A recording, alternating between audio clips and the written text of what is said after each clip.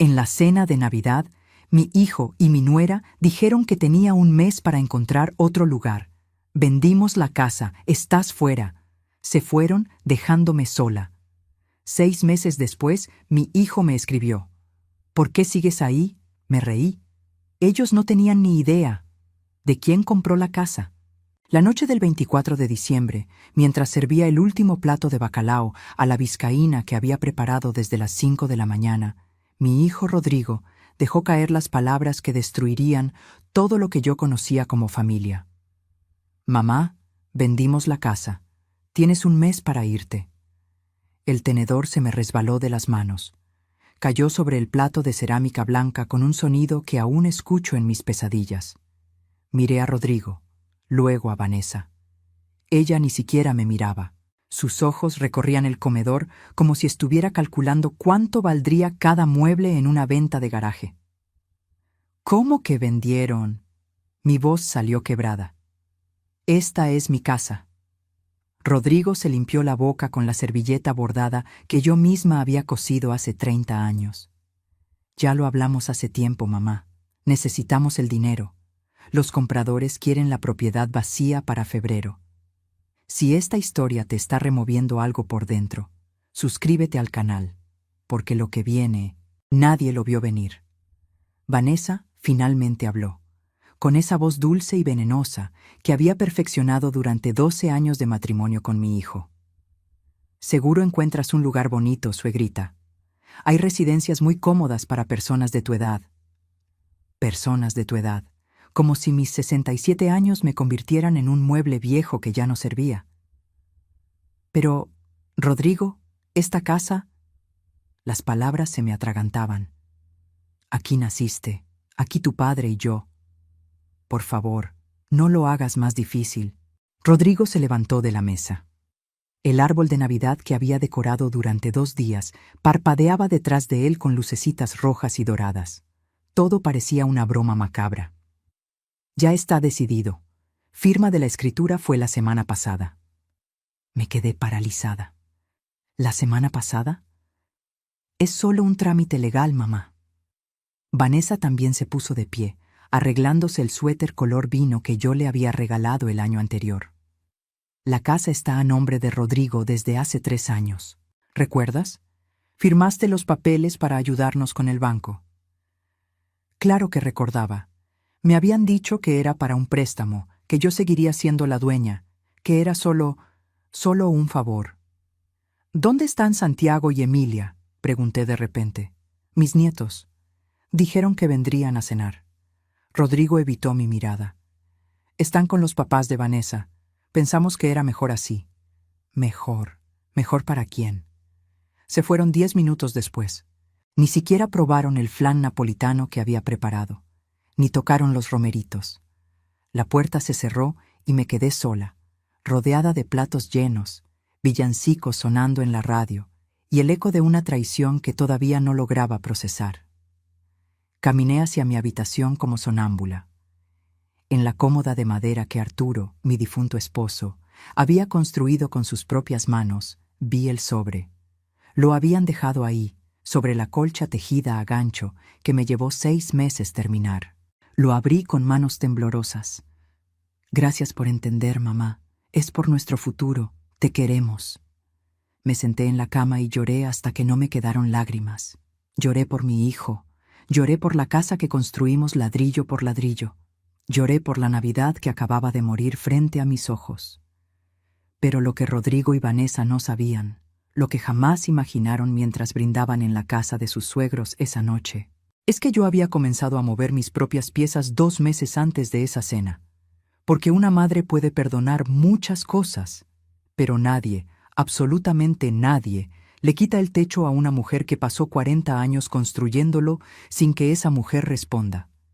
Y mi respuesta, ni ellos ni nadie la veían venir.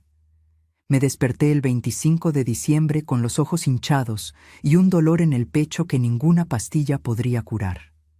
La casa estaba en silencio, un silencio que antes me reconfortaba y ahora me aplastaba. Caminé descalza hasta la cocina. Los platos de la cena seguían ahí, la comida fría, las velas a medio derretir. Comencé a limpiar porque era lo único que sabía hacer cuando el mundo se desmoronaba. Lavar platos, guardar comida, fingir que todo seguía en orden, pero mi mente estaba en otro lugar. Estaba recordando. Arturo y yo compramos este terreno en 1981. Yo tenía 23 años y estaba embarazada de Rodrigo. El terreno quedaba en las afueras de Puebla, en una colonia que apenas comenzaba a poblarse. No teníamos casi nada. Arturo trabajaba como ayudante de carpintero y yo vendía tamales en la esquina de la iglesia cada domingo. «Aquí levantaremos nuestro hogar, Amelia», me dijo mientras pisábamos el lodo de lo que algún día sería nuestro patio. Ladrillo por ladrillo. Y así fue. Durante 35 años construimos esta casa con nuestras manos. Arturo fabricaba los muebles. Yo cosía las cortinas. Pintábamos las paredes juntos los domingos. Cuando Rodrigo cumplió 5 años, agregamos el segundo piso. Cuando cumplió 15, renovamos la cocina completa, porque yo soñaba con tener una estufa de 6 hornillas. Esta casa no era solo una propiedad valuada en 3.500.000 pesos, como decía el avalúo que encontré escondido en el cajón de Rodrigo hace 2 meses. Esta casa era cada madrugada que Arturo salió a trabajar. Cada domingo que yo vendí 500 tamales para juntar para las varillas. Cada gota de sudor, cada peso ahorrado, cada sueño cumplido. Arturo murió hace 8 años de un infarto fulminante. Cayó en su taller mientras construía una cuna para Emilia, nuestra nieta que acababa de nacer. Lo encontré ahí, con el serrucho todavía en la mano y una sonrisa tranquila en el rostro. Me quedé sola, con mi pensión de 4.800 pesos mensuales y esta casa. Seguí trabajando hasta los 64 años, primero como costurera a domicilio y luego vendiendo gelatinas en las fiestas del barrio. No era mucho, pero era suficiente. Era mi dignidad. Rodrigo se casó con Vanessa cuando tenía 30 años. Desde el principio, mi comadre Leonor me advirtió: «Esa muchacha mide tu casa con los ojos, Amelia. No te mira a ti, mira tus paredes». Pero yo no quise escuchar. Era la mujer que mi hijo amaba. Yo solo quería que fuera feliz. Qué tonta fui. Abrí el cajón donde guardo mis documentos importantes. Ahí estaba, la escritura que firmé hace 3 años. Rodrigo había llegado llorando, con Vanessa a su lado. «Mamá, el banco nos niega el crédito para nuestra casa nueva. Dicen que tu propiedad afecta a nuestro perfil crediticio. Si pones la casa a mi nombre, solo como trámite, podremos calificar. Tú seguirás viviendo aquí siempre, mamá. Es solo un papel». Lo creí. Firmé. Y con esa firma le entregué 40 años de mi vida. Pero esa mañana de Navidad, mientras guardaba los platos y limpiaba las lágrimas, tomé una decisión. Si iba a perder mi casa, no sería como una víctima indefensa. Sería bajo mis propios términos. Y ellos todavía no sabían con quién estaban jugando. 2 meses antes de esa Navidad maldita, algo cambió en mí. Fue un martes por la tarde. Estaba regando las plantas del patio cuando escuché voces que venían de la sala. Rodrigo había venido a recoger unas herramientas del taller de su padre y había dejado su celular sobre la mesa. Vanessa estaba hablando. Su voz atravesaba la ventana abierta como un cuchillo. «Ya encontramos comprador, amor. 3.200.000. Podemos cerrar en diciembre». Me quedé paralizada con la manguera en la mano. «¿Estás segura de que mamá no sospecha nada?». Era la voz de otra mujer al teléfono. Se escuchaba en altavoz. Vanessa se rió, esa risa que yo había escuchado 1000 veces en las comidas familiares, pero que ahora sonaba diferente. Vacía. «Por favor, la vieja no entiende nada de papeles. Firmó todo lo que le pusimos enfrente hace 3 años. Cree que todavía es su casa». El agua seguía saliendo de la manguera, empapando mis zapatos, pero no podía moverme. «Además», continuó Vanessa, «Rodrigo hace lo que yo le digo. Es tan fácil manipularlo. Solo tengo que llorar un poco y hablar de nuestro futuro». Cerré la llave del agua. Mis manos temblaban. Entré a la casa por la puerta trasera, en silencio, y subí a mi habitación. Rodrigo se fue media hora después sin siquiera despedirse. Esa noche no pude dormir. Reviví los últimos 3 años como si viera una película donde finalmente entiendes quién es el villano. Las visitas que se fueron espaciando. Antes venían cada domingo a comer. Luego cada 15 días. Después, una vez al mes. Los últimos 6 meses, apenas 3 veces. Los nietos. Santiago y Emilia dejaron de visitarme hace más de un año. Cada vez que preguntaba por ellos, Vanessa tenía una excusa. Están con tareas. Tienen fútbol. Se durmieron temprano. Las humillaciones pequeñas que yo ignoraba porque quería mantener la paz. Vanessa entrando a mi casa y diciendo, «¡Ay, suegra! Este sillón ya está muy gastado. Deberías renovar». O peor, «Aquí huele como a casa de ancianos. ¿No puedes usar ambientador?». Una vez, hace un año, preparé mole para toda la familia. Me tardé 2 días. Rodrigo canceló 3 horas antes por mensaje. «Perdón, ma, surgió algo. Otro día». La comida se quedó ahí, en la mesa, esperando bocas que nunca llegaron. Pero lo peor fue cuando descubrí, husmeando en Facebook una tarde de insomnio, las fotos. Vanessa había subido imágenes de nuestra casa nueva en construcción. Una residencia moderna en una privada del norte de la ciudad. Comentarios de sus amigas. «¡Qué hermosa! ¡Lo lograron!». Yo le había dado 850,000 pesos de préstamo para el enganche de esa casa hace 2 años. «Solo por un tiempo, mamá, te lo devolvemos en 6 meses». Nunca vi un solo peso de regreso. Me senté frente a la computadora vieja que Santiago me había regalado hace años y comencé a investigar. Busqué en Google. ¿Qué pasa si alguien vende una casa que está a su nombre pero donde vive otra persona? La respuesta me heló la sangre. Si la casa estaba legalmente a nombre de Rodrigo, él podía venderla. Yo no tenía ningún derecho, a menos que... Seguí buscando. Y lo que encontré esa madrugada cambió todo. Porque resulta que una madre traicionada puede convertirse en la mejor estratega cuando ya no le queda nada que perder. La mañana siguiente fui al registro público de la propiedad.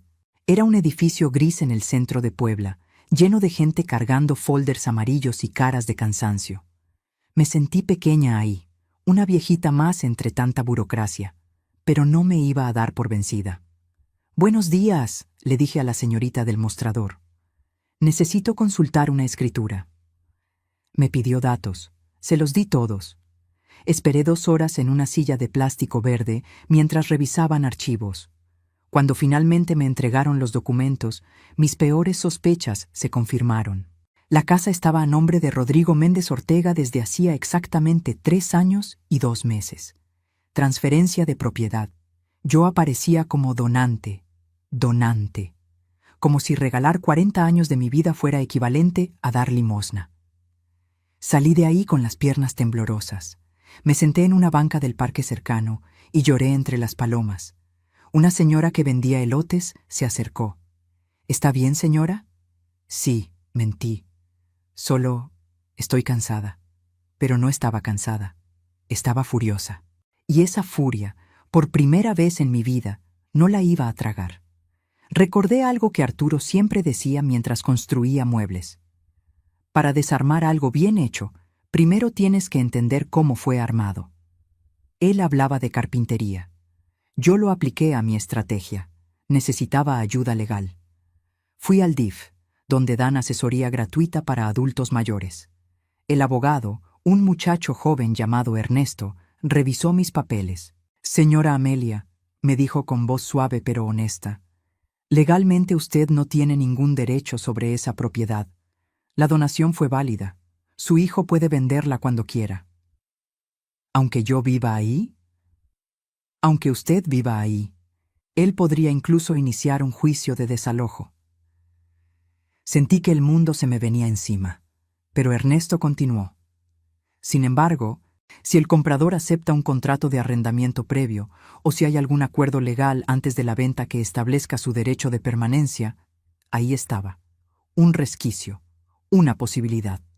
Salí de esa oficina con un plan todavía borroso, pero con algo que había perdido: esperanza. Luego fui a ver a don Esteban, el notario que había sido amigo cercano de Arturo. Tenía 82 años, pero la mente más lúcida que he conocido. Le conté todo, cada detalle, cada traición. Don Esteban se quitó los lentes y me miró fijamente. Amelia, lo que tu hijo hizo es moralmente reprobable, pero legalmente válido. Sin embargo, una pausa larga. Si pudieras encontrar un comprador dispuesto a respetar tu permanencia, alguien de confianza que entienda la situación. ¿Cómo quién?, pregunté. No tengo dinero para comprar mi propia casa. ¿Y tu sobrino Leonardo? El que vive en Monterrey. Leonardo, el hijo de mi hermana fallecida. Lo crié como propio durante 5 años cuando ella murió. Él tenía 35 años ahora, era ingeniero en sistemas, ganaba bien. Siempre me llamaba en mi cumpleaños. Siempre preguntaba cómo estaba. ¿Crees que él? Llámalo, dijo don Esteban. Cuéntale la verdad. Y si acepta, yo puedo estructurar un contrato que proteja tu derecho a vivir ahí, legalmente, irrefutablemente. Esa noche marqué el número de Leonardo. Contestó al tercer tono. Tía Amelia, qué gusto escucharte. Y entonces, por primera vez, le conté a alguien toda la verdad. Lo que no sabía es que esa llamada no solo salvaría mi casa, salvaría mi dignidad y destruiría las ilusiones de 2 personas que creyeron que podían jugar conmigo sin consecuencias. Leonardo llegó a Puebla 3 días después de mi llamada. No avisó a nadie. Llegó directamente a mi casa un sábado por la mañana, con un maletín negro y la determinación en los ojos que heredó de su madre, mi hermana Elena. Tía, esto es indignante, fue lo primero que dijo después de abrazarme. Rodrigo fue como mi hermano. ¿Cómo pudo hacerte esto? Preparé café de olla. Nos sentamos en la cocina donde tantas veces lo había visto hacer la tarea de niño, y armamos el plan. Leonardo ganaría bien en Monterrey. Tenía ahorros. Pero comprar una casa de 3.200.000 pesos no era algo que pudiera hacer solo de la noche a la mañana. Necesitábamos ser inteligentes. Tengo 450.000 pesos, le dije, sacando la libreta donde llevaba el registro de todos mis ahorros. Es todo lo que me queda después de prestarle a Rodrigo para su casa nueva. Leonardo apretó la mandíbula. Ese dinero nunca fue préstamo, fue robo. Tenía razón, pero el pasado no importaba ahora. Solo importaba el siguiente movimiento. Don Esteban se unió a la reunión esa tarde. Entre los 3 estructuramos la estrategia. Leonardo crearía una empresa. Inversiones del Norte S.A.D.C.V. Una compañía fantasma, legal, pero imposible de rastrear hasta él. Al menos no de inmediato. Mis 450.000 pesos serían el enganche. Leonardo conseguiría un crédito empresarial por el resto. Después, con tiempo, yo le devolvería todo vendiendo las pocas joyas de oro que tenía, algunos muebles, lo que fuera necesario. Pero primero teníamos que ganarles el juego. El truco, explicó don Esteban mientras redactaba el borrador, es incluir una cláusula de arrendamiento preexistente. El comprador acepta la propiedad con la arrendataria actual. Eso te da derecho legal de permanecer. ¿Y si Rodrigo no acepta ese término? Don Esteban sonrió con picardía. Lo ocultaremos en la letra pequeña. Entre tanto tecnicismo legal, ni siquiera se darán cuenta. Además, si están desesperados por cerrar la venta antes de fin de año por razones fiscales... Exacto. La codicia los haría descuidados. Leonardo se encargó de contactar a Rodrigo. Lo hizo a través de un intermediario, un agente inmobiliario que trabajaba con su empresa. Hay un comprador interesado. Pago de contado. Cierre rápido. Pero la oferta es de 3.200.000, no los 3.500.000 que piden. Rodrigo mordió el anzuelo de inmediato. Las siguientes semanas fueron una obra de teatro perfecta. Leonardo negociaba a distancia. Yo fingía no saber nada. Rodrigo y Vanessa venían ocasionalmente a la casa, midiendo, fotografiando, probablemente planeando cómo gastarían el dinero. Una tarde, Vanessa entró a mi habitación sin tocar. «Suegra, cuando te vayas, ¿puedo quedarme con el ropero antiguo? Es que combinaría perfecto con mi nueva sala». el ropero que Arturo había construido para nuestra boda, que había barnizado 3 veces hasta dejarlo perfecto, que tenía nuestras iniciales talladas en la parte trasera. Claro, mija, le dije con una sonrisa. Llévate lo que quieras. Su cara de satisfacción me dio náuseas, pero aguanté. El 15 de diciembre firmaron la escritura en la notaría de don Esteban. Leonardo no estuvo presente, mandó un representante legal. Rodrigo y Vanessa firmaron cada página casi sin leer. Sus ojos brillaban. 3.200.000 pesos. Suficiente para terminar su casa nueva y todavía les sobraría para un auto. Don Esteban les extendió el cheque. Ellos lo tomaron como si fuera un boleto de lotería premiado. Por cierto, dijo don Esteban casualmente mientras guardaba los documentos, la cláusula 7.3 establece respeto al contrato de arrendamiento actual, trámite estándar. Rodrigo apenas asintió. Vanessa ya estaba calculando gastos en su celular. Salieron de ahí millonarios. Y yo me quedé en mi silla, viéndolos irse, sabiendo algo que ellos todavía no sabían, que acababan de venderme mi propia casa, y que el verdadero juego apenas comenzaba. Después de la cena de Navidad, después de que se fueron dejándome entre los platos sucios y las promesas rotas, caí en un pozo oscuro que no sabía que existía dentro de mí. 3 días estuve sin probar alimento, solo café negro y agua. Me la pasaba en la cama, abrazando la almohada de Arturo que todavía guardaba su olor después de 8 años. O tal vez era mi imaginación. Tal vez solo era mi desesperación tratando de aferrarse a algo. En el buró estaba el álbum de fotos. Lo abrí con manos temblorosas. Rodrigo a los 3 meses, envuelto en una cobija tejida que me regaló mi suegra.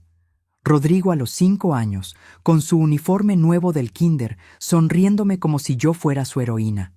Rodrigo a los 15, graduándose de secundaria con mención honorífica. Yo a su lado, orgullosa, con mi vestido de flores que había comprado especialmente para esa ocasión. Rodrigo a los 25, el día de su boda, abrazándome y diciéndome al oído: «Gracias por todo, ma. Eres la mejor madre del mundo». ¿En qué momento perdí a ese niño? ¿En qué momento se convirtió en el hombre que me quitó el techo? Lloré hasta quedarme dormida. Soñé con Arturo. Estaba en su taller, lijando un trozo de madera, silbando una canción de José José. Volteó a verme y sonrió. «No llores, mi Amelia, todavía te quedan batallas por ganar». Desperté sobresaltada. Eran las 3 de la mañana. La casa crujía con esos sonidos nocturnos que conocía de memoria. Pero esta vez no me reconfortaron. Me aterraron. Bajé a la cocina. Los platos seguían sin lavar. La comida podrida llenaba el ambiente de un olor agrio. Todo se estaba desmoronando. Yo incluida. Me senté en el piso de la cocina y por primera vez en años, verdaderamente consideré rendirme. Llamar a Rodrigo. Decirle que buscaría un lugar, que se salieran con la suya, que aceptaría mi derrota. En eso sonó el timbre. Eran las 3:30 de la madrugada. ¿Quién podía ser? Abrí con miedo. Era Leonor, mi comadre de toda la vida. Traía puesto su camisón debajo del abrigo y pantuflas. Su cara mostraba preocupación. «Comadre, vi tu luz prendida a esta hora, y hace 3 días que no sales. ¿Qué está pasando?» Le conté todo. Entre sollozos, le dije lo de la casa, lo de Rodrigo, lo de Vanessa. Le mostré los papeles, las fotos, el álbum. Le confesé que estaba pensando en rendirme. Leonor me agarró de los hombros con una fuerza que no sabía que tenía. «¡Levántate! ¡Levántate ahora mismo!» Su voz era fuego. «Esa gente te robó tu casa, pero ¿tú les vas a entregar tu dignidad también? No, Amelia, no. Ya no puedo, Leonor. Estoy cansada». «¿Cansada? Tu marido trabajó 40 años para construir estas paredes. Tú vendiste tamales bajo el sol durante 30 años para poner cada ladrillo. ¿Y ahora te vas a rendir porque tu hijo resultó ser un malagradecido?» Sus palabras me atravesaron como agujas. «Rodrigo perdió a su madre el día que decidió traicionarte, pero tú no has perdido tu dignidad. Todavía no». Leonor me obligó a ponerme de pie. Esos documentos que firmaste con Leonardo, ese plan que armaste. ¿Para qué fue todo eso si ahora te vas a echar a morir? Tenía razón, por supuesto que tenía razón. Me lavé la cara. Leonor me preparó té de manzanilla. Juntas limpiamos la cocina en silencio. Tiramos la comida echada a perder. Lavamos cada plato. Barrimos, trapeamos. Cuando el sol comenzó a salir, mi casa volvía a estar en orden. Y yo también. Gracias, comadre, le dije abrazándola. No me agradezcas, demuéstramelo. Gana esta batalla. Y así lo haría, porque esa madrugada dejé de ser la madre que perdona todo. Me convertí en la mujer que Arturo sabía que yo podía ser, la que no se deja, la que pelea hasta el final. Enero llegó con frío y con la primera llamada de Rodrigo. «Mamá, ¿ya encontraste lugar?» Su voz sonaba impaciente. Ya no quedaba rastro del hijo que conocí. «Sigo buscando, hijo. Dame más tiempo». Colgó sin despedirse. Empecé a empacar, lentamente, caja por caja. No porque me fuera a ir, sino porque necesitaba revisar cada rincón de esta casa, buscar evidencias, municiones para la batalla que vendría. En el closet del cuarto de visitas encontré una caja de cartón olvidada. Adentro había ropa vieja, libros de Rodrigo cuando era niño y algo que me llamó la atención. Un folder rosa con papeles. Lo abrí. Eran cartas, escritas a mano, la letra de Vanessa. Las había dejado olvidadas hace 2 años, cuando vinieron a quedarse una semana mientras remodelaban su departamento. Vanessa era descuidada. Siempre dejaba cosas tiradas. Comencé a leer, y con cada palabra algo dentro de mí se cristalizaba en hielo puro. Querida Sofía, te juro que esta vieja no se muere nunca. Ya tiene 65 años. ¿Cuánto más va a vivir? Necesitamos esa casa ya. Rodrigo es tan ingenuo, hace todo lo que le digo. Lo convencí de que pusiera la casa a su nombre. Ahora solo falta esperar el momento perfecto para vender. Su madre es tan tonta que ni siquiera entiende que ya no es su propiedad. Tuve que sentarme. El mundo giraba. Otra carta, fechada 6 meses después. Ya encontramos comprador, un inversionista del norte. Ofrecen 3.2 millones. Rodrigo quiere esperar, dice que se siente mal por su mamá, pero yo lo convenceré, siempre lo hago. Solo necesito llorar un poco y hablar de nuestros hijos, de su futuro. Él cede siempre. Había más, mucho más, fotografías que no había visto. En una, Vanessa aparecía abrazada de un hombre que no era Rodrigo, besándose en un restaurante. Al reverso, con letra descuidada: Diego, mi amor, pronto seremos libres. Diego. Busqué en sus redes sociales usando la computadora. No fue difícil encontrarlo. Diego Fuentes, arquitecto, socio de una agencia de bienes raíces, casado, con 2 hijos. Vanessa no solo me estaba robando mi casa, le estaba siendo infiel a mi hijo con un hombre que seguramente la ayudaba a vender propiedades. Pero había algo más en esa caja: documentos bancarios, estados de cuenta, un préstamo a mi nombre por 180,000 pesos que yo nunca autoricé, mi firma falsificada. O tal vez firmé sin darme cuenta, confiando, creyendo que era otro favor. Lo fotografié todo con mi celular. Santiago, mi nieto, me había enseñado a usar la cámara y enviar fotos por WhatsApp. Abuela, solo presionas aquí y se guarda en tu galería. Guardé cada evidencia meticulosamente. Las cartas, las fotos, los documentos bancarios, todo en un sobre manila que escondí en el lugar más seguro que conocía, dentro del colchón de mi cama, en una abertura que hice con las tijeras de costura. Llamé a Leonardo esa noche. Tío, encontré algo que cambia todo. Le envié las fotos. Escuché su respiración entrecortada al otro lado de la línea. Tía, esto es suficiente para demandar por fraude, por falsificación. Vanessa podría ir a la cárcel. Lo sé, dije con voz tranquila, pero todavía no vamos a usar estas cartas. Las guardaremos para el momento exacto. ¿Cuál momento? Cuando llegue la hora de que ambos miren a los ojos a la persona que creyeron vencida. Cuando estén seguros de que ganaron. Ahí es cuando les mostraré quién soy realmente. Leonardo guardó silencio. Luego dijo algo que nunca olvidaré. Tía, mi mamá estaría orgullosa de ti. Y sé que el tío Arturo también lo está. Colgué y me quedé sentada en la oscuridad de mi habitación. Las pruebas estaban guardadas. El plan estaba en marcha. Leonardo era dueño de mi casa legalmente. Yo tenía derecho de permanecer por contrato. Ahora solo faltaba una cosa: que Rodrigo y Vanessa descubrieran que el castillo de naipes que construyeron con mis lágrimas estaba a punto de derrumbarse.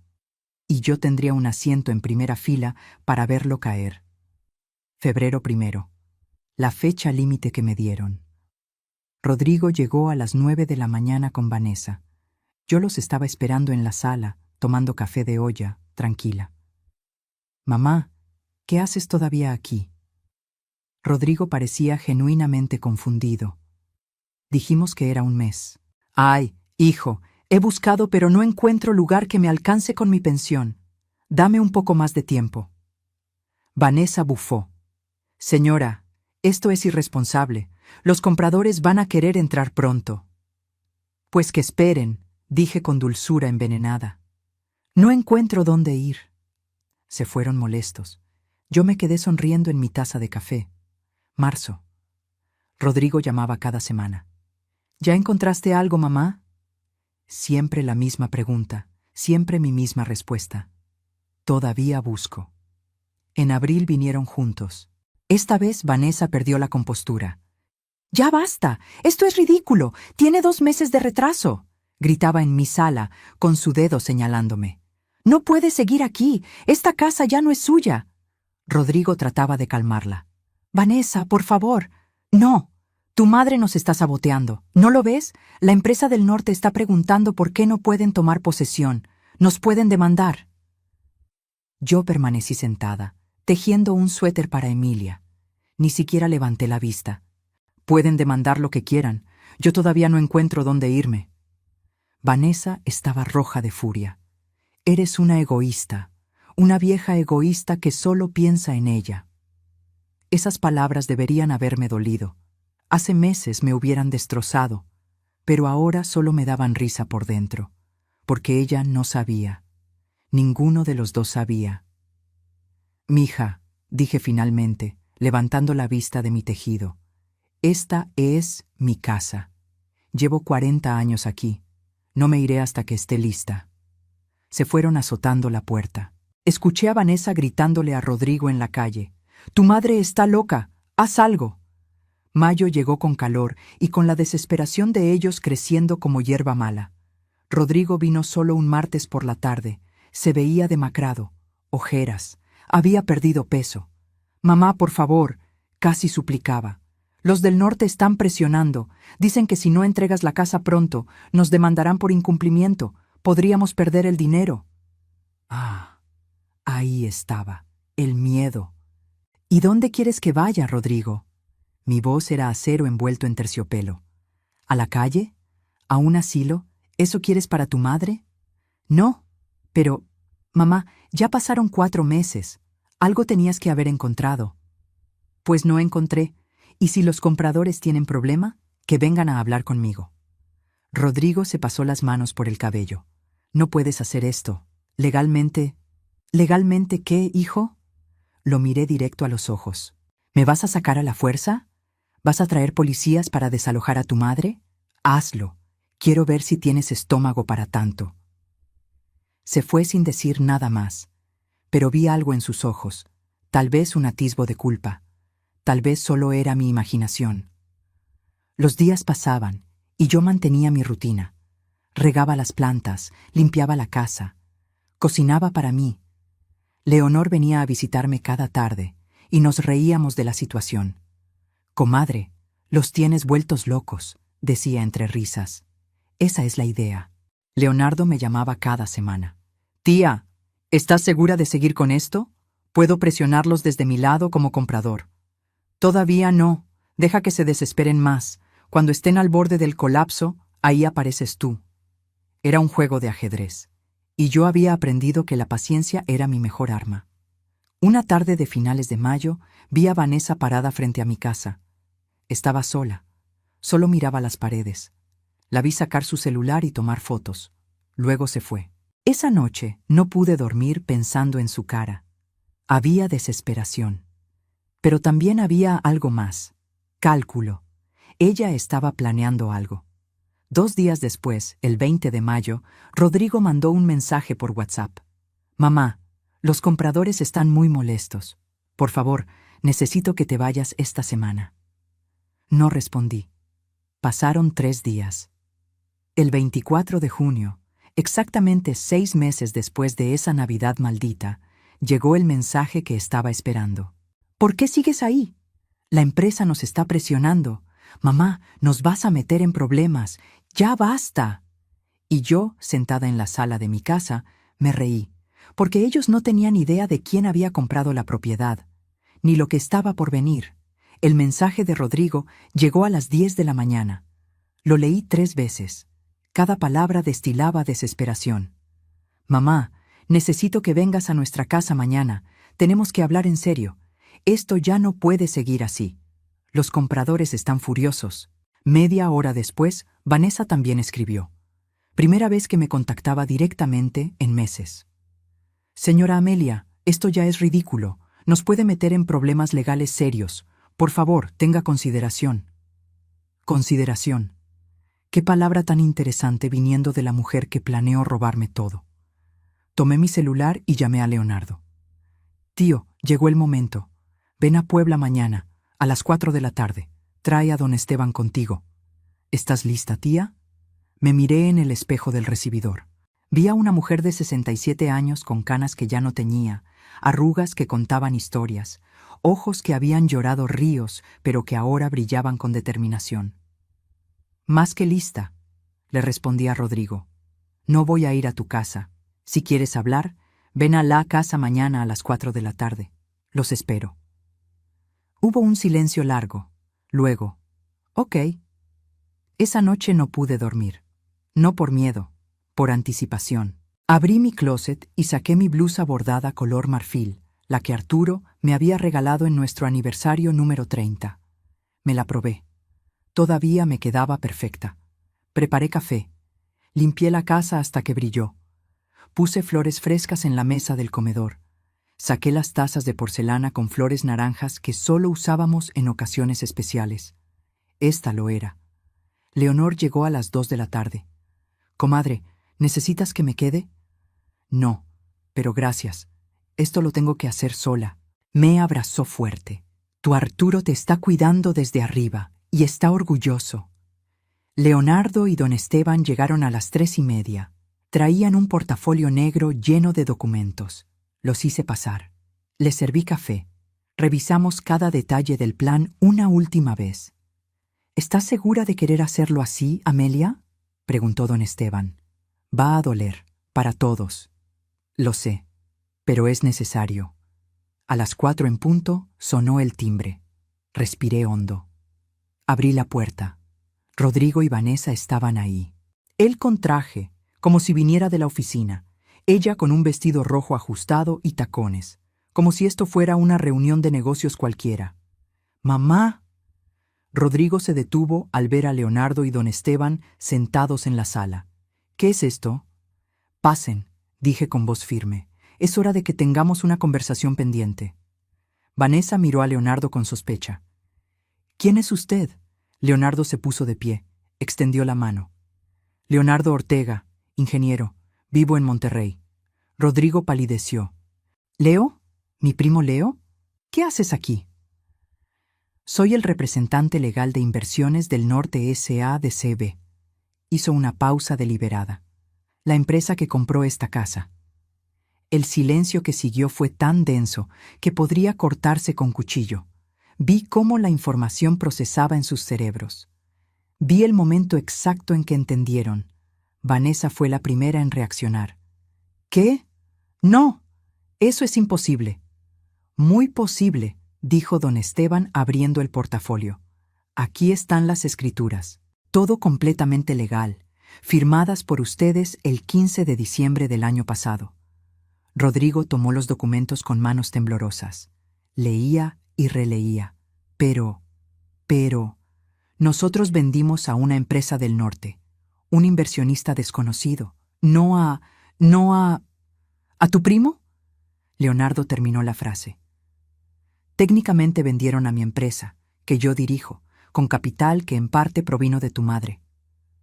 Vanessa se dejó caer en el sillón. Su cara pasó del rojo al blanco en segundos.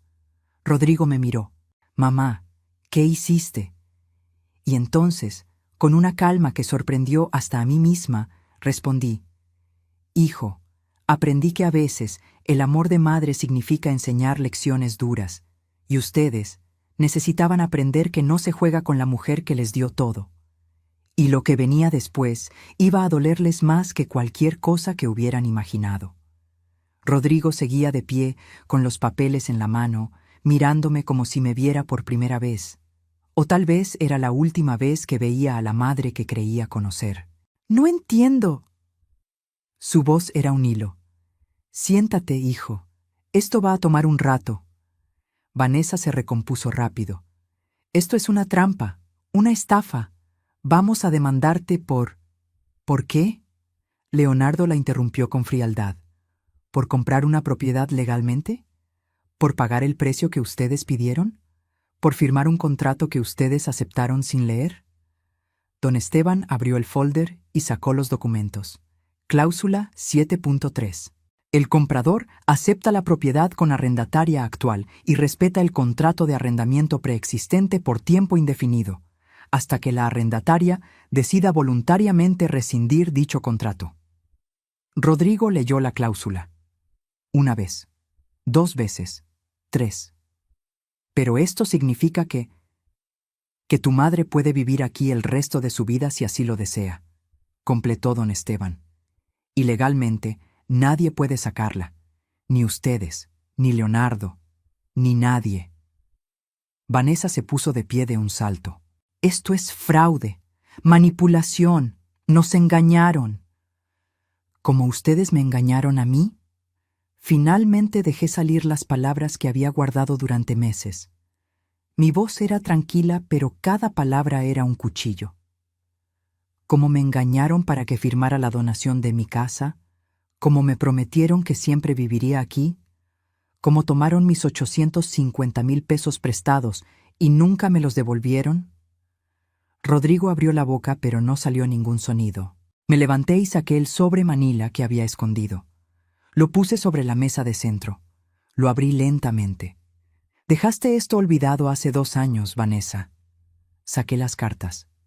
Cartas a tu amiga Sofía, donde explicas detalladamente cómo manipulaste a mi hijo para quedarse con mi casa.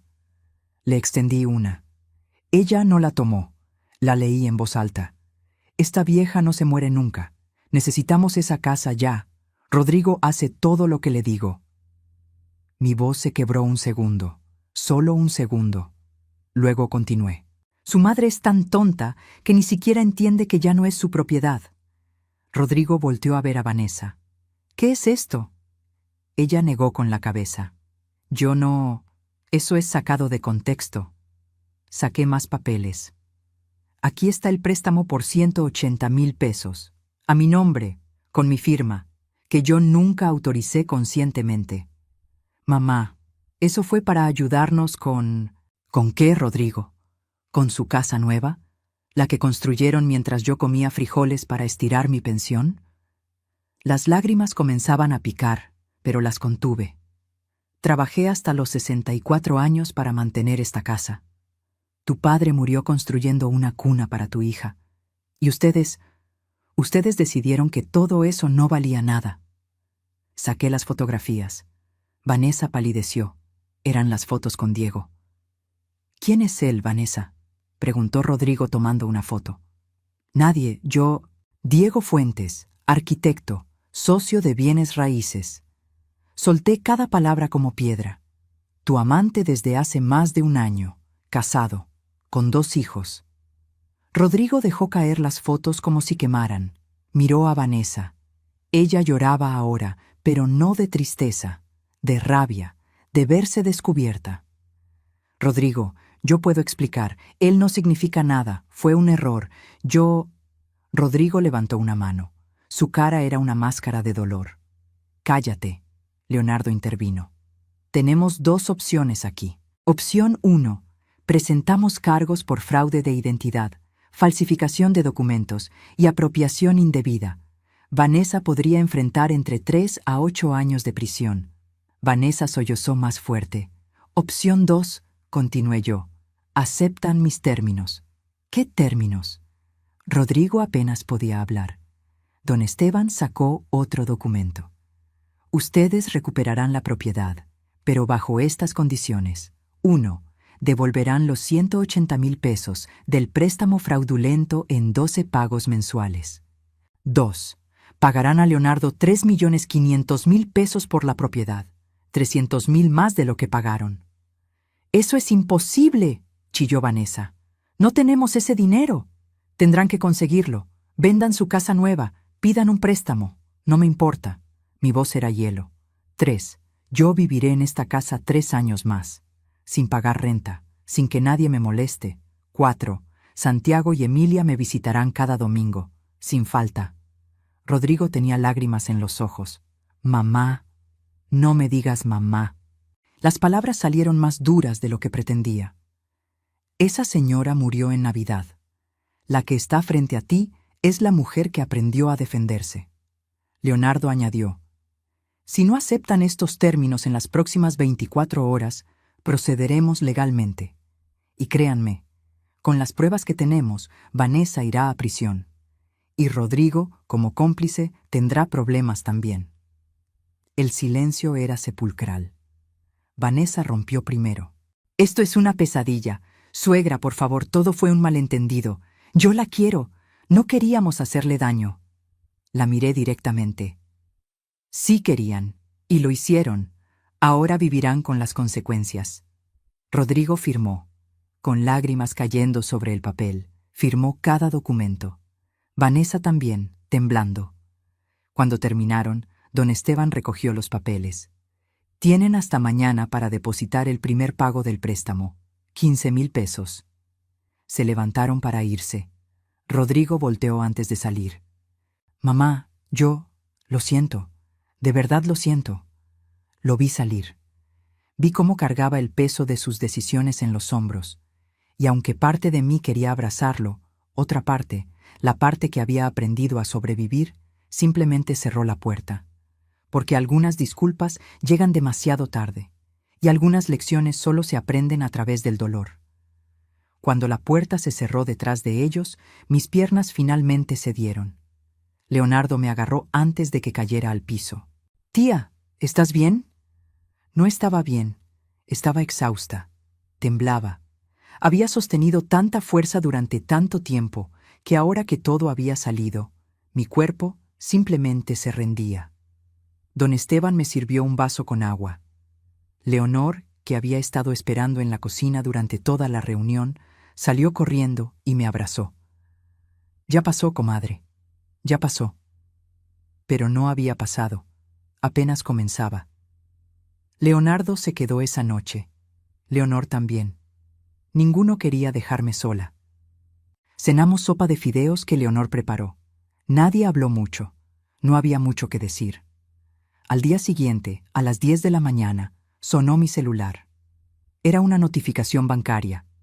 Transferencia recibida, 15,000 pesos, de Rodrigo Méndez. Leonardo revisó su cuenta. «Tía, también depositaron el primer pago del precio de la casa, 29,000 pesos». Estaban cumpliendo. Por miedo o por arrepentimiento, estaban cumpliendo. Los días siguientes fueron extraños. Mi casa se sentía diferente.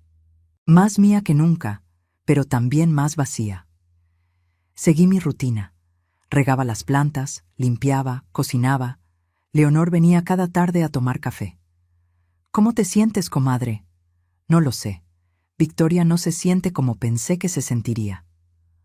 Una semana después del enfrentamiento, un sábado por la mañana, sonó el timbre. Era Rodrigo, solo. Se veía demacrado, peor que la última vez. «¿Puedo pasar?» Lo dudé. Luego abrí la puerta.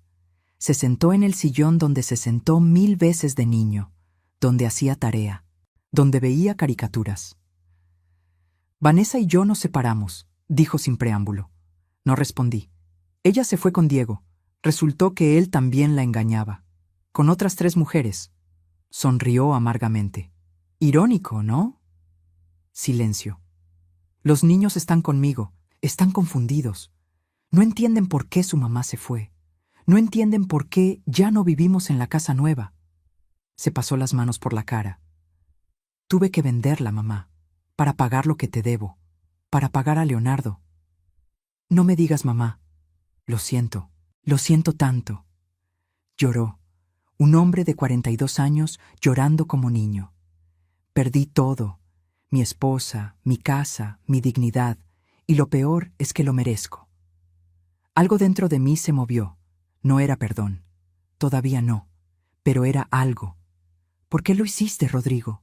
¿En qué momento dejé de ser tu madre y me convertí en un obstáculo? Nunca fuiste un obstáculo. Yo me dejé manipular. Vanessa era tan convincente. Decía que necesitábamos asegurar nuestro futuro, que tú estarías bien, que era solo un papel. Levantó la vista. Pero yo sí sabía, mamá. En el fondo, yo sí sabía que estaba mal, y lo hice de todas formas. Esa honestidad brutal dolía más que las mentiras. ¿Y los niños? ¿Cómo están? Preguntan por ti, todos los días. Les dije que podían venir este domingo. Tú también puedes venir. Cada domingo, como dice el contrato. ¿De verdad? No era perdón. Era una puerta entreabierta, una posibilidad. Tal vez. Se fue media hora después.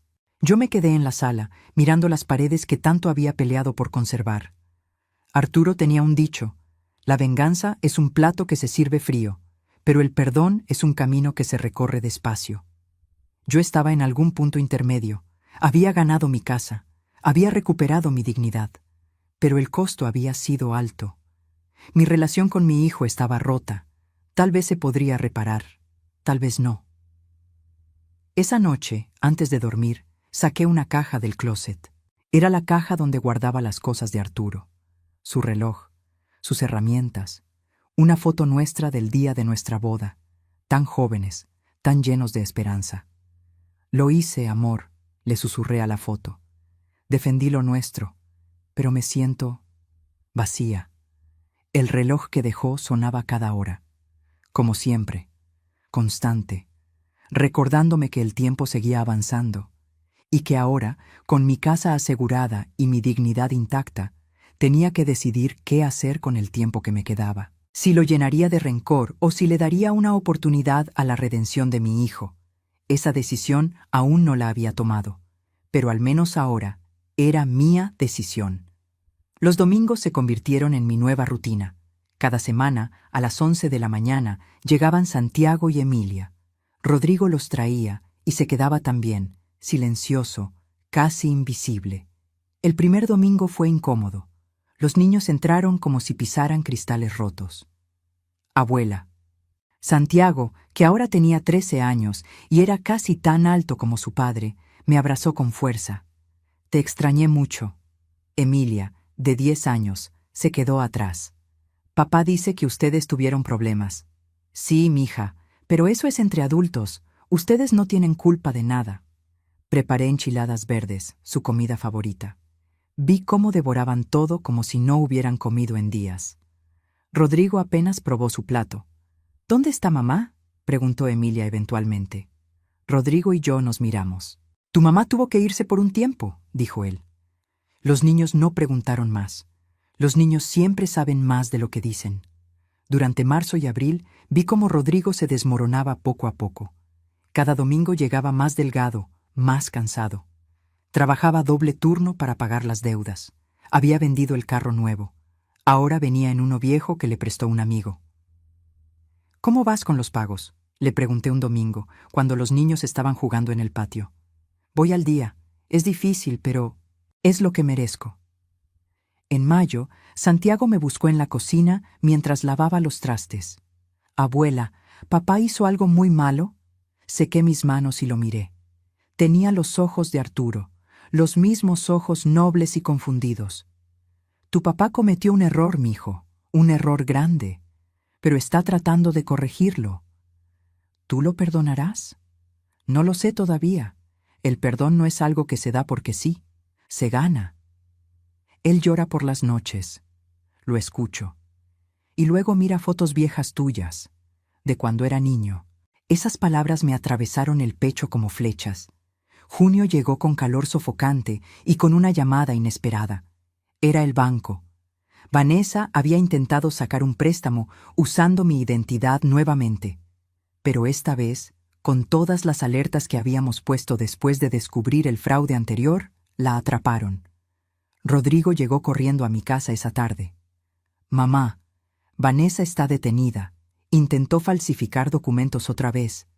La pueden procesar. Que la procesen. Ya no es mi problema, ni tuyo. Pero los niños están mejor sin ella. Y lo sabes. Tenía razón y lo sabía. Vanessa salió bajo fianza 2 días después y desapareció. Nadie volvió a saber de ella. Rodrigo recibió los papeles de divorcio un mes después. Para Julio, algo había cambiado en Rodrigo. Seguía viniendo cada domingo, pero ahora traía cosas. Un domingo arregló la llave del fregadero que goteaba. Otro domingo podó el jardín completo. Otro pintó la reja del frente que estaba oxidada. No tienes que hacer esto, le dije. Lo sé, pero quiero hacerlo. Una tarde de agosto, mientras Santiago y Emilia veían televisión, Rodrigo y yo nos sentamos en el patio. El mismo patio donde Arturo y yo soñábamos con el futuro hace décadas. He estado yendo a terapia, dijo de repente, 2 veces por semana, con un psicólogo. ¿Sí? Me di cuenta de que nunca procesé la muerte de papá, y me dejé manipular por Vanessa porque estaba buscando llenar un vacío. No es excusa, pero es la razón. Lo escuché sin interrumpir. También me di cuenta de que te tomé por sentado toda mi vida. Asumí que siempre estarías ahí sin importar cómo te tratara. Asumí que tu amor era infinito e inquebrantable. Se limpió una lágrima. Y cuando casi te pierdo por mi propia culpa, entendí que hasta el amor de madre tiene límites. Y que yo crucé todos. Sí, los cruzaste. ¿Algún día podrás perdonarme? No te pido que sea mañana o el próximo año, pero ¿algún día? Miré el cielo. Las mismas nubes que miraba con Arturo. El mismo sol que nos vio construir esta casa, ladrillo por ladrillo. El perdón no borra lo que pasó, Rodrigo. No devuelve los 6 meses que me dejaste sola después de destrozarme en Navidad. No borra las noches que lloré pensando que mi único hijo me odiaba. Lo sé. Pero hice una pausa. Puedo darte la oportunidad de ser mejor. No para mí, para ti, para tus hijos. Sus hombros temblaron. Gracias. No merezco ni siquiera eso. Tienes razón. No lo mereces. Pero yo no soy como tú. Yo no abandono a mi familia, incluso cuando me lastiman. Esa fue la primera vez que lo vi realmente entender el peso de lo que había hecho. Y la primera vez que yo entendí que tal vez, solo tal vez, la justicia no siempre tiene que ser amarga. A veces puede mezclarse con una pizca de esperanza. Diciembre llegó otra vez. 1 año exacto desde aquella Navidad que partió mi vida en 2. Esta vez, cuando abrí los ojos el 24 de diciembre, no sentí el mismo pánico.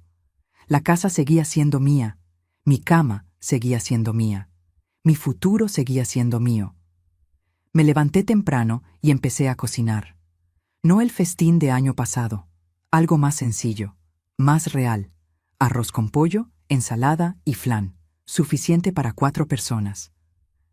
A las 5 de la tarde sonó el timbre. Era Rodrigo con Santiago y Emilia. Los niños traían un pastel que habían decorado ellos mismos. Decía, «Te amamos, abuela», con letras torcidas de betún.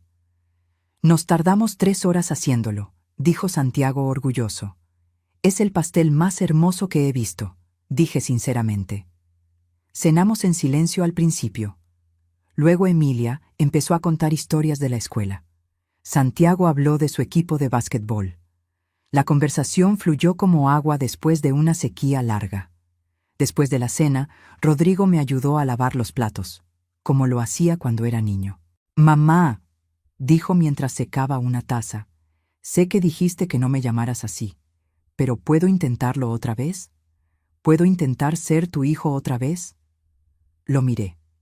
Vi al hombre de 42 años que había cometido errores terribles, pero también vi al niño de 5 años que me decía, «Te amo», antes de dormir.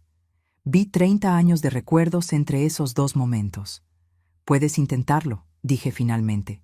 «No prometo nada, pero puedes intentarlo». Se le llenaron los ojos de lágrimas. «Es todo lo que pido». Esa noche, cuando se fueron, no me sentí vacía como el año anterior. Me sentí en paz, no completa. Tal vez nunca volvería a sentirme completa como antes, pero en paz. Enero pasó, febrero, marzo. Los domingos seguían siendo sagrados. Rodrigo nunca faltaba. Seguía pagando sus deudas religiosamente. Había vendido todo lo que tenía de valor para cumplir con Leonardo. En abril me enteré de que había empezado a trabajar en un proyecto comunitario, ayudando a adultos mayores con trámites legales. «Para que nadie más pase por lo que tú pasaste», me explicó. No era suficiente para borrar lo que hizo, pero era algo. En mayo, Leonardo vino de visita. Nos sentamos los tres en la sala, Rodrigo, Leonardo y yo. «Tía, Rodrigo ha cumplido con todos sus pagos. Ya solo le faltan 8 meses». Rodrigo asintió, exhausto pero cumplidor. «He estado pensando», continuó Leonardo, «que cuando termine de pagar, en diciembre, yo le devolveré la propiedad, pero con una condición, que redacten una escritura donde tú, tía, mantengas el derecho de permanencia de por vida, legal, inamovible, sin importar quién sea el dueño». «Leonardo, no tienes que», empezó Rodrigo. «Sí tengo que, porque mi tía me salvó cuando mi madre murió, y porque es lo correcto». Rodrigo lloró, otra vez. Parecía que ese año había llorado más que en toda su vida. En junio, algo inesperado pasó. Santiago, mi nieto, ganó un concurso de escritura en la escuela. El tema, la persona que más admiro. Escribió sobre mí. «Mi abuela es la mujer más fuerte que conozco. Cuando todos la abandonaron, ella se mantuvo de pie. Cuando le quitaron todo, ella peleó por recuperarlo. Y cuando podía vengarse, ella eligió dar otra oportunidad. Por eso la admiro, porque la fuerza real no está en nunca caer, está en levantarse cada vez que caes». Lloré leyendo ese texto. Lloré como no había llorado en meses. Los niños pasaban más tiempo conmigo ahora. Les enseñé a cocinar. Santiago aprendió a hacer tamales. Emilia aprendió a bordar. Les conté historias de su abuelo Arturo. Les enseñé lo que significa construir algo con las manos. Una tarde de julio, mientras regaba las plantas, Rodrigo llegó temprano. Traía algo en las manos. «¿Qué es eso?» «Documentos. De un abogado». Me dio miedo. «¿Qué documentos?» «Le he pedido al juez que oficialmente te nombre tutora legal de Santiago y Emilia en caso de que algo me pase, que esta casa sea su herencia garantizada, y que tú tengas control total de sus finanzas hasta que sean mayores de edad». Rodrigo: «Vanessa ya firmó la revocación de custodia. Ni siquiera peleó. Los niños son míos legalmente, y quiero que tú seas quien los proteja si yo no puedo. No va a pasar nada. Pero si pasa, quiero que estén seguros, con alguien que realmente los ama». Me miró a los ojos. «Con su abuela». Firmé los documentos con manos temblorosas. Octubre llegó con noticias. Leonardo había conocido a alguien, una muchacha de Monterrey. Iban a comprometerse. Me invitó a la boda para febrero del año siguiente. Y Rodrigo, mi hijo que me traicionó, que me destruyó, que me obligó a pelear por mi propia casa, me pidió si podía acompañarme a la boda. «Como tu hijo», dijo, «si todavía me consideras uno». «Todavía estoy trabajando en eso», le respondí honestamente. «Pero sí, puedes acompañarme. Porque el perdón no es un interruptor que se enciende de la noche a la mañana. Es un camino largo, doloroso, lleno de piedras. Pero es un camino que decidí empezar a caminar. 24 de diciembre. 2 años después de aquella Navidad que lo cambió todo. Esta vez, la mesa estaba puesta con todo el amor que antes ponía, pero con toda la sabiduría que ahora tenía. No era la mesa de una mujer ingenua que confiaba ciegamente. Era la mesa de una mujer que había aprendido que el amor también debe protegerse a sí mismo. Rodrigo llegó con los niños a las 6 de la tarde. Santiago tenía 14 años ahora, casi un hombre. Emilia, 11, ayudó a poner la mesa sin que se lo pidiera. La cena fue sencilla: pavo horneado con mole, arroz rojo, ensalada y el ponche navideño que Arturo amaba. Las velas estaban encendidas. El árbol parpadeaba con las mismas lucecitas de siempre. Pero todo era diferente.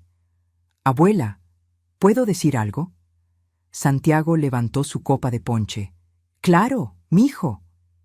Quiero brindar por ti, por enseñarnos que está bien poner límites, por mostrarnos que el amor no significa dejarse pisotear, y por darnos una segunda oportunidad a todos».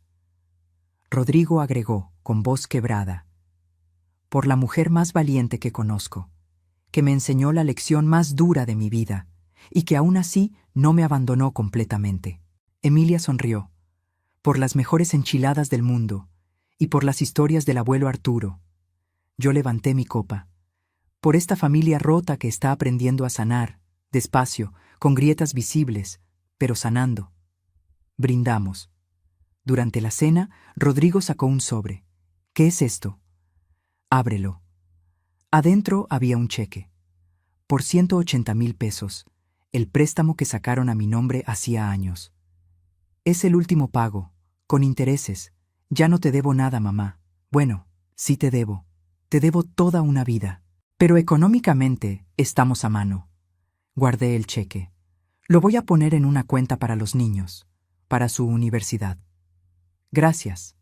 Después de la cena, Rodrigo me ayudó a guardar todo mientras los niños veían una película en la sala. «Mamá, ¿puedo preguntarte algo?» «Dime». «¿Me has perdonado?» La pregunta colgó en el aire, la pregunta que había evitado responder durante 2 años. «No del todo», dije honestamente. «Todavía hay días en que recuerdo esa Navidad y me duele. Todavía hay noches en que me pregunto cómo mi hijo pudo hacerme eso». Vi su rostro caer. «Pero», continué, «también veo al hombre en que te has convertido, al padre presente, al hijo que está tratando, y aunque no he olvidado, estoy aprendiendo a perdonar, poco a poco». «¿Es suficiente?» «Es lo que hay, y tendrás que aceptarlo», asintió. «Lo acepto. Tomaré lo que me des». Esa noche, cuando se fueron, me quedé sola otra vez. Pero esta soledad era diferente. No era la soledad del abandono, era la soledad de la paz. Subí a mi habitación y abrí el cajón donde guardaba las cosas de Arturo. Saqué su foto. «Lo logré, amor. Defendí nuestra casa, defendí mi dignidad y le di a nuestro hijo la oportunidad de ser mejor». El reloj dio las 12 campanadas. Navidad oficial. Me asomé por la ventana. La calle estaba iluminada con luces navideñas, familias entrando y saliendo de casas, risas, música, vida. Mi casa, las paredes que construimos ladrillo por ladrillo, seguía en pie. Igual que yo.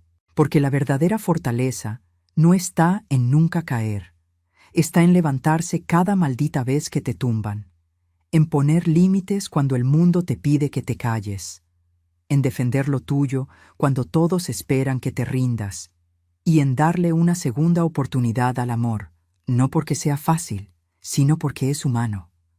Hoy es sábado por la mañana. Estoy sentada en el patio de mi casa, la casa que casi pierdo, la casa que recuperé con astucia y lágrimas, tomando café de olla mientras veo a Santiago enseñarle a Emilia cómo barnizar madera. Así, con movimientos parejos. Igual que nos enseñó la abuela, dice Santiago con esa paciencia que heredó de su abuelo. Tengo 69 años ahora, 2 años más que cuando todo explotó. 2 años que se sienten como una vida entera. La semana pasada empecé a dar pláticas en el centro comunitario del barrio. Me invitaron a hablar sobre fraude familiar y protección patrimonial para adultos mayores. Fui con miedo. Pensé que nadie iría. Llegaron 70 personas. 70 mujeres y hombres mayores con historias similares a la mía. Hijos que manipulaban, nueras y yernos que robaban. Familias que abusaban de la confianza. Les conté mi historia, sin vergüenza, sin ocultar nada. Firmé los papeles por amor, les dije, porque confiaba, porque una madre quiere creer que su hijo nunca le haría daño, y esa confianza me costó todo. Vi lágrimas en sus ojos, vi reconocimiento, pero también les digo esto, no están solos y no están indefensos. La ley tiene herramientas, ustedes tienen derechos. Y sobre todo, ustedes tienen dignidad. No la pierdan. Después de la plática, 3 mujeres se me acercaron con casos casi idénticos al mío. Las conecté con don Esteban. Ahora él y Leonardo crearon un programa de asesoría legal gratuita para adultos mayores en situación de fraude familiar. Rodrigo trabaja como voluntario ahí cada sábado. Es su forma de pagar lo que hizo, no solo a mí, a todos los que sufrieron lo mismo. Los domingos seguimos siendo nuestro día sagrado. Ya van 2 años sin faltar. Santiago está por entrar a la preparatoria. Emilia está aprendiendo a tocar guitarra. Rodrigo está construyendo una vida nueva, más modesta, más honesta. ¿Somos la familia perfecta? No. Tenemos grietas, tenemos silencios incómodos, tenemos días en que el pasado se asoma y duele, pero estamos aquí, presentes, intentándolo. La boda de Leonardo fue hermosa. Conocí a su esposa, Mariana, una muchacha dulce que me abrazó y me dijo, Leonardo me contó todo lo que hizo por usted, pero él dice que usted hizo mucho más por él. Éramos familia, le dije. Eso es lo que la familia hace. Hace un mes, Rodrigo me preguntó si podría poner la casa a nombre de los nietos cuando yo ya no esté, con un fideicomiso que les impida venderla hasta que ambos tengan 30 años, para que tengan un lugar seguro siempre. Me parece bien, le dije, pero yo firmaré esos papeles, yo, nadie más. Por supuesto, mamá. Mamá. Ya me llama mamá otra vez, y ya no me duele tanto escucharlo. Esta mañana, mientras regaba las plantas del patio, encontré algo. Una mariposa monarca posada en las flores que sembré.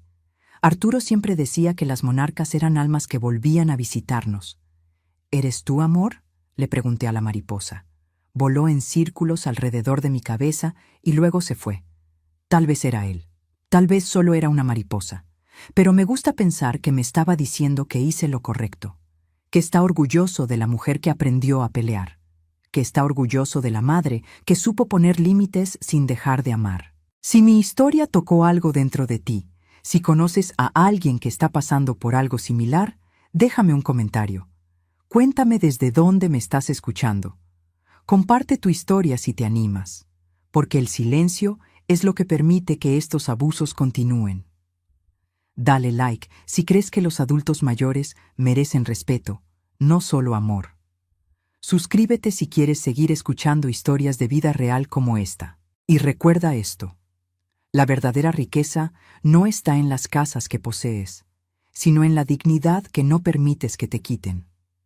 El amor de madre no significa ser pisoteada, significa enseñar, incluso cuando duele. Y a veces, la mejor lección que puedes dar a tus hijos es mostrarles que hay consecuencias para sus acciones. Gracias por escucharme, gracias por estar aquí, y que ninguno de ustedes tenga que pasar por lo que yo pasé, pero si lo hacen, que tengan la fuerza para levantarse. Porque ustedes también la tienen, solo a veces necesitan que alguien se los recuerde. Yo soy Amelia, tengo 69 años, vivo en la casa que construí con mi esposo ladrillo por ladrillo, y nadie, absolutamente nadie, me la quitará otra vez. Hasta la próxima historia. Fin.